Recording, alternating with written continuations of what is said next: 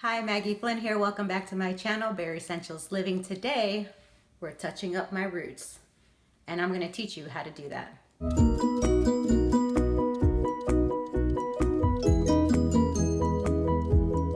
This is the launch of my hair series. If you haven't watched my launch video, make sure that you watch the launch video because I'm giving away free products. So make sure that you go back to the launch video, watch that video. All you have to do to be entered into the free giveaway is subscribe. So hit that subscribe button to be entered and get the details in the comments below. See you in the next video. Hi everyone, I'm using Clairol Nice and Easy Born Red 5RB 119B. It is a medium reddish brown. I love this color. I've been dyeing my hair since I was 15 years old. I started graying very early. So I've done this quite a bit. However, I still put a towel on the floor because I can get a little messy. This is my first time recording, so it's kind of fun, but very nerve-wracking because I have to think about, cheesy smile, I have to think about you, and I want to make sure that I show you everything that I'm doing. So I'm just gonna mix. This was kind of lame. I pointed it at the camera like you could see it, duh. There, now that's a little bit better. Thank you. So that's just the ammonia and the colorant, and we're just going to be mixing those together here shortly. But like I was saying, I've been dyeing my hair since I was 15. I have a lot of experience. So as you'll see, I don't treat my skin. I'm just used to being careful. So if you need to treat your skin, you can use a little Vaseline. I personally do not like using Vaseline. So if you feel that you need to protect your skin, just make sure that you use maybe some coconut oil or some olive oil. So here you see me mixing the solutions, and again, this is what activates the two. You put the colorant inside of the applicator bottle, and as you'll see, I'll use the applicator tip to divide my hair, so you'll see that here shortly. But as you can see, I'm also wearing my Absolute Finest for you, and that is my Moo dress, which I have probably used for the last 10 or 15 years. I'm just being real with you. I'm not getting anything fancy. I've used old ugly shirts. I tend to like to use something that has a zipper so that I can get in and out of it without pulling it over my head. So here you see me putting on the gloves, and I'm shaking the bottle now. Cheesy smile just for you. So I'm gonna shake that up. And now, again, I'm gonna brush out my hair, make sure that I don't have any knots. I have a little clippy there because I'm gonna put my hair up, and I'm only doing my roots. I'm not doing my entire head. So as you can see, I have a nice little skunk line, and I'm gonna go straight down the skunk line. Attack that first. That is my natural part down the middle. And I kind of put a little blob on the back. And then you're gonna see me do that part, and then I'm gonna go across the frame of my face, right where your hair starts. That's where I start generally. And then you're gonna see me part the hair and hit the roots. And I only go up about an inch, maybe 2 inches to really saturate the roots. And as you can see, I'm using the tip to separate the hair. And I've done this again for such a long time that I just know when the hair feels saturated and I can move on. Again, I'm just first trying to get around the frame of my face, right along that hairline. For me, I have a lot of stubborn gray, and I don't like it showing right in the front of the face. I pull my hair back in a ponytail, and that's all you see is that big white line, and I hate it. So I've been dyeing my hair since I was 15. My mom would only let me do the washout hair color, but I didn't care. It was pretty bad. I would have these little white patches around the forehead area, and so I've gotten good over the years dyeing my hair. You will see me stop every now and then and wipe my face. Sometimes I feel a long thread of hair just touch my face, and if you feel that, make sure that you stop and wipe your face, because I am using permanent solution and you don't want to have the dye marking up your face. And I think the chemical made my eye hurt a little bit, so I was blinking there a bit, kind of funny. But this is permanent solution. I love this color. It's got a little bit of a reddish tone in the sunlight. Most of the time when you're indoors, it looks like a very natural medium brown. I have gone super black, where it's almost like a blue black, and that is much harder to color when you want a different color after that. And you can see there I'm using a towel and just dabbing at it. When I start to get to the back of my hair, you'll see that it's usually a lot. It's going to be a lot by feel. As I was saying, if you dye your hair jet black or like a blue black or has a purple undertone, it is really hard to change it to another color, almost impossible.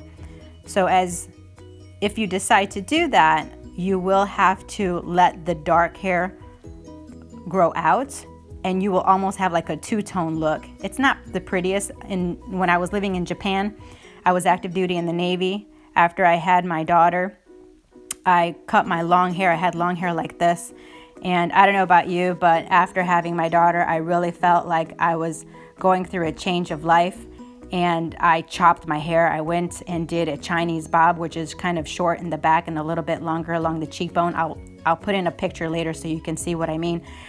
But that allowed me to transition my hair from a super jet black to this beautiful brown color. Here I'm just pointing out that I'm trying to get the back of my head, and it is a lot by feel. And I use that nozzle tip to just, I poke my head and I can tell where I'm at in the back of my head, and I try not to get the back of my ear. Again, there I just felt like a wet piece of hair caught my cheek, and just from experience, I know that it'll mark up your face. Now here I just pulled my hair up in a ponytail, twisted it so I could get my head over, and again, by feel, I'm saturating the back of my hair, and I'm using that nozzle to get deep into the hair and just pushing it around. I'm not doing the full length. As you can see, I'm not doing the full length. I'm just doing the roots. And you'll see here, I'm going to put the bottle down in a little bit, and then I'm going to massage that, not into the skin, but into the hair. I'm not trying to rub it into the scalp. I'm trying to spread it in the hair, not into the scalp. But it does feel good. That's all I got to say.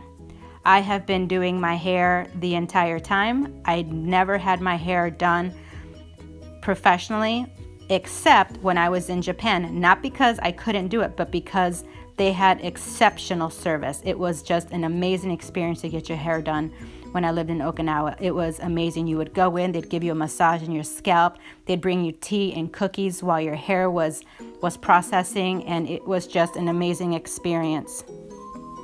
Well, that was hilarious. That was the Alexa going off while my hair was processing. I was actually doing the voiceover. Anyway, as I was saying, when I was getting my hair done in Japan, it was just an amazing experience. They literally took 2 to 3 hours to do your hair. I would get a haircut and hair coloring, and it was just a wonderful experience. Anyway, I'm going to, it looks like I'm about done here. I'm putting my hair up in a bun, putting a clip in it so it can stay. So it can stay out of my way. Now remember to set your timer. For me, I set it for about 35 minutes. And right now, so my time has started. Once I put my hair up in a bun, my time has started. I let it go for about 35 minutes. I look around and I just kind of touch up the areas that are really stubborn gray and make sure that the dye is not on my skin. I'm going to take a towel and freshen up. I do wash my gloves and keep them, because once my time is up, I'm going to come back and freshen up my hair with more dye. All right, it has been 35 minutes and I am back. So now I'm going to take the dye and I'm going to freshen up the full length of my hair. It's not going to be totally saturated, but it'll just be enough to freshen up the color. The other thing that I wanted to talk about was actually washing out my hair. Most bathrooms have white tile, white grout, or light colored, and when you dye your hair a dark color, it can stain your grout and your bathtub. So what I do is I will go ahead and keep my hair in a bun, and I will actually get in the shower and kneel in the tub and put my hair under the faucet while it's running, and then wash out the majority of the dye while my hair is under the faucet, and it helps from it splashing all over the place. So as you can see here, I'm just taking the dye, putting it in my hair, rubbing it through. It's not completely saturated. I am just freshening up the color. It's going to just help make it a little bit more vibrant. When I'm all done, it goes back up into the bun, and I let it sit for another 5 minutes. Really quick, freshen up. I don't really saturate the whole hair. It's really just to freshen up the color.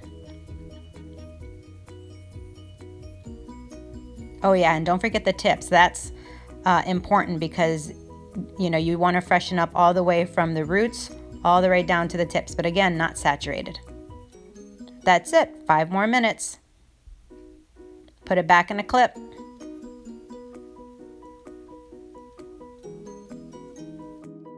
Here are the roots, all gone. No more gray. Goodbye, skunk line. Here are the other pictures that I promised. Here's a picture of me in Japan shortly after I cut my hair. Notice how black the hair is. And another picture now that I'm using the new hair dye. I used it for many, many years. And here's another picture of me and my daughter with me in the sun. I love that red. Well, I hope you found these videos useful. If you did, please subscribe, ring that bell to get notified when I do another video, and follow me on your favorite social media. Until next time, love you guys. Ciao bella.